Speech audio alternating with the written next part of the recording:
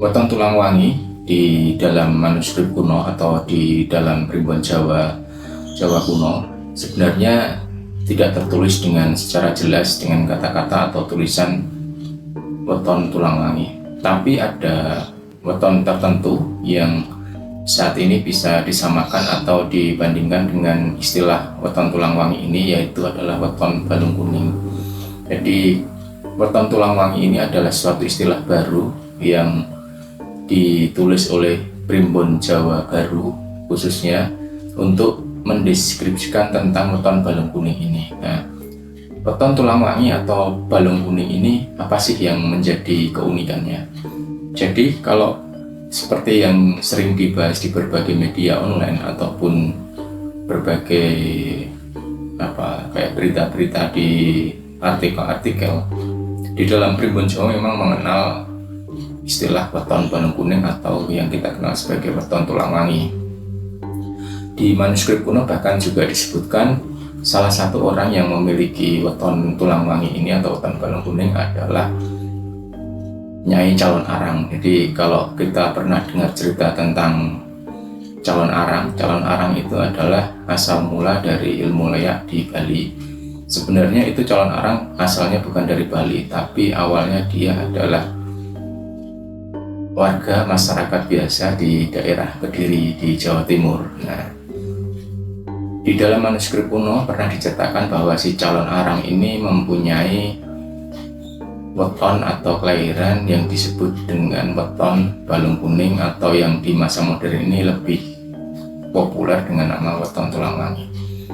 Terus apa keunikannya? Jadi orang atau masyarakat yang mempunyai weton tulang wangi ini biasanya memiliki keunikan, yaitu dia lebih mudah berinteraksi dengan alam gaib. Jadi mungkin itu adalah suatu keistimewaan. Dia mungkin lebih menarik dibanding dengan orang yang lain dari penampilannya atau mungkin dari pembicaraannya. Dia lebih mudah menarik lawan bicaranya untuk mengikuti apa yang dia inginkan. Selain itu, apa saja yang bisa dimasukkan dalam kategori weton tulang wangi ini atau yang kadang kita sebut sebagai siapa sih yang termasuk di kategori kelahiran weton tulang wangi ini?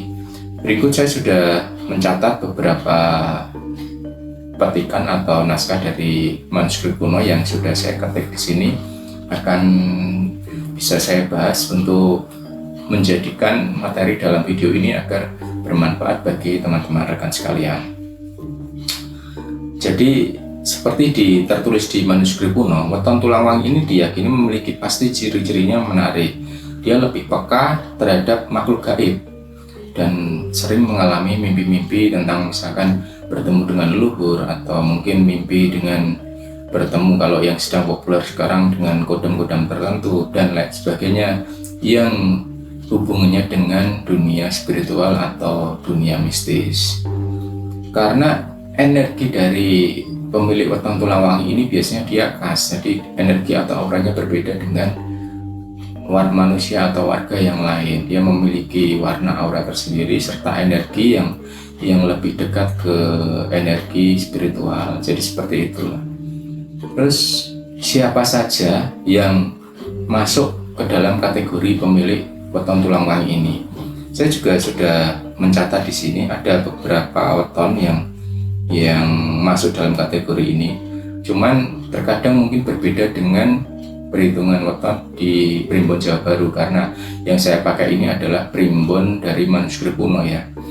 Jadi yang dimaksud pemilik weton tulang wangi adalah ada tujuh pemilik weton tulang wangi seperti tertulis di manuskrip kuno atau weton balung kuning, yaitu kelahiran orang baik laki-laki atau perempuan kelahiran Senin Wage. Senin Wage ini, orang ini dengan weton ini dikenal memiliki pendirian yang kuat dan berbicara dengan tegas. Jadi teman-teman atau rekan sekalian jika memiliki weton atau hari kelahiran atau hari pasaran adalah Senin Wage, dapat dipastikan menurut dari primbon Jawa kuno atau manuskrip kuno, teman-teman atau rekan-rekan sekalian termasuk dalam kategori pemilik weton tulang wangi. Terus yang kedua, di hari Selasa Legi. Di hari Selasa Legi ini biasanya pemilik weton tulang wangi mempunyai karakter atau watak. Dia biasanya ceria, menyenangkan, dan gemar di dunia seni. Jadi dunia seninya mungkin dia lebih menyukai keindahan, misalkan dia suka interior yang bagus atau menyukai traveling dan sebagainya. Terus yang ketiga di hari Rabu Pahing.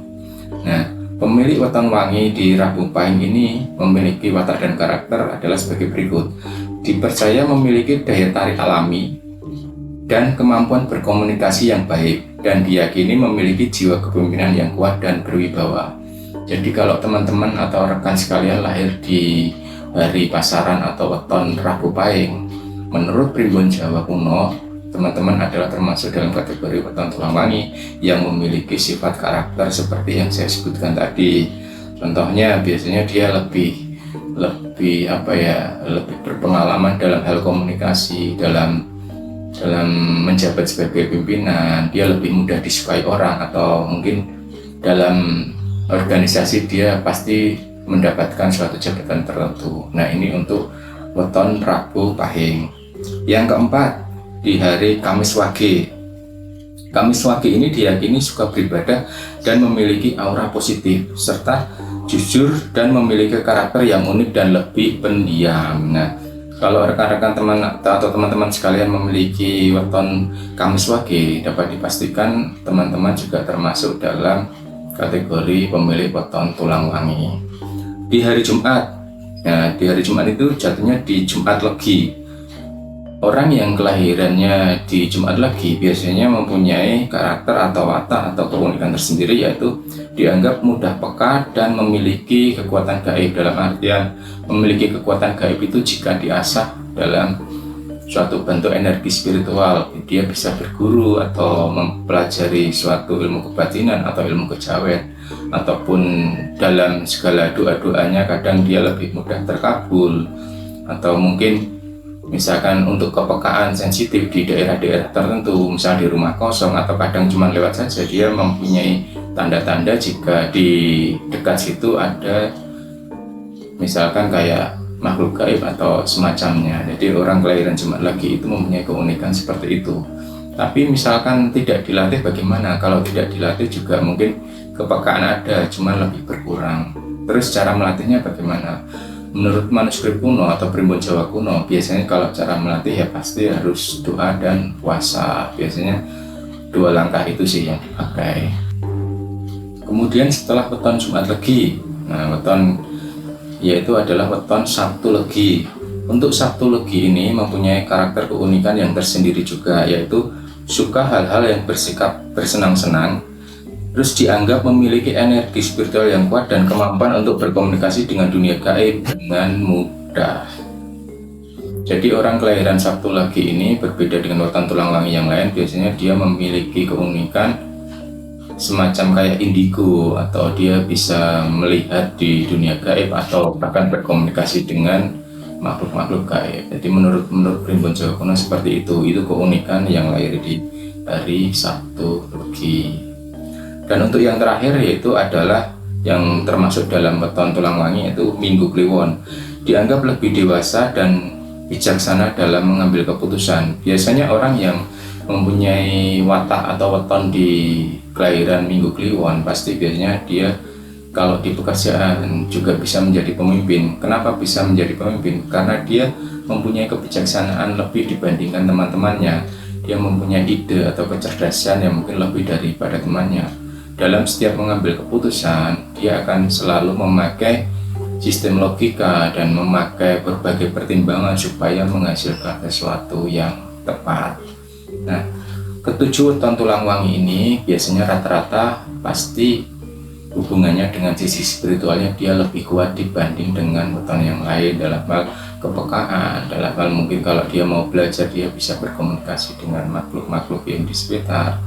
Yang paling menonjol pasti kepekaan sensitifnya. Mungkin dia misalkan datang ke tempat tertentu, di tempat wingit, tempat angker, atau bahkan ke rumah kosong, kepekaannya lebih peka dibandingkan dengan weton yang lain. Baik, lanjut ke pembahasannya adalah terus ciri-cirinya orang yang memiliki weton tulang wangi bagaimana? Nah, Ciri-ciri weton tulang wangi pasti tampilannya fisik menarik, dan sebagian orang dipercaya memiliki indera keenam seperti yang saya sampaikan tadi, kayak memiliki yang disebut indigo, bisa melihat dunia gaib atau bahkan bisa berkomunikasi dengan dunia spiritual. Terus dipercaya memiliki pendamping dari makhluk tak kasat mata, baik dari leluhur ataupun yang sering kali yang populer disebut kodam dan jenisnya. Mau atau tidak mau, suka atau tidak suka, biasanya pemilik weton tulang wangi ini tanpa disadari pasti dia ada yang semacam disebut penjaganya, dan itu memang bawaan sudah dari lahirnya seperti itu. Bisa jadi dari leluhurnya atau bahkan mungkin dari tiba-tiba dia mendapatkan sesuatu yang dalam artian untuk menjaga dia selama dia hidup sampai dengan matinya. Nah, untuk kelanjutannya, biasanya ini yang paling bermanfaat di dalam kehidupan realita ya, dalam dunia pekerjaan. Pemilik weton tulang wangi ini memiliki karakter kuat, positif dan sangat teguh pendiriannya. Jarang goyah walau dengan situasi apapun. Karenanya sangat sukar dipengaruhi orang lain karena bukan tipe penjilat ataupun manipulator. Jadi sebenarnya inilah yang menjadi kunci pemilik weton tulang wangi ini, karena dia mempunyai karakter yang benar-benar sangat kuat. Dia independen, dia tidak bisa dipengaruhi orang lain, tapi sekali dia mempercayai orang lain, dia akan percaya penuh, bahkan bisa mengorbankan segala halnya untuk orang yang dipercaya tersebut. Nah, pemilik weton tulang wangi ini memang banyak disukai oleh banyak orang karena ya tadi sangat teguh pendiriannya. Jadi pendiriannya tidak mudah goyah. Di saat yang lain dipengaruhi oleh hal-hal yang lain bisa terpengaruh, seperti peribahasa ibaratnya domba ikuti gembalanya. Untuk pemilik weton tulang wangi ini dia lebih bisa menahan diri untuk terus dengan mempercayai apa yang dia percayai, dan kebetulan atau biasanya apa yang diyakininya itu selalu benar, hampir 90% lah. Walau terkadang dia mungkin dianggap sebagai banyak musuhnya ataupun banyak yang tidak sukai, tapi waktu akan selalu berbicara bahwa apa yang diyakini dia pemilik weton wangi ini akan selalu terbukti kebenarannya. Dan itu menurut cerita beberapa teman-teman yang memiliki weton tulang wangi memang seperti itu. Terus keistimewaan weton tulang wangi itu apa? Nah, keistimewaan sudah saya bahas tadi di awal, yaitu biasanya memang dia kepekaan spiritualnya tertinggi dibandingkan weton-weton yang lain, itu pasti, karena memang sudah dikodratkan seperti itu. Dan kepekaan itu adalah bawaan lahir, jadi nggak bisa di copy paste atau dicontoh atau dibuat-buat, karena memang pemilik khusus weton tulang wangi ini yang ada 7 tadi yang saya sebutkan memang sudah bawaan dari lahirnya, dari orok, dari sananya memang seperti itu. Dia mempunyai kelebihan atau keunikan seperti yang sudah saya sebutkan. Terus aura dan aroma khas. Nah, aroma khasnya itu yang dimaksud aroma khas, dia kadang disebut karena wangi tadi akhirnya membuat makhluk gaib di dunia yang lain itu lebih cepat mendekat ke dia, entah bermaksud baik atau bahkan bermaksud buruk. Jadi tidak ada filternya. Kemanapun dia pergi, selama ada entitas ibaratnya seperti dunia seperti itu, dunia spiritual, makhluk gaib dan sebagainya, akan selalu berusaha mendekat ke dia, baik jahat maupun baik. Nah, jadi harap berhati-hati ya.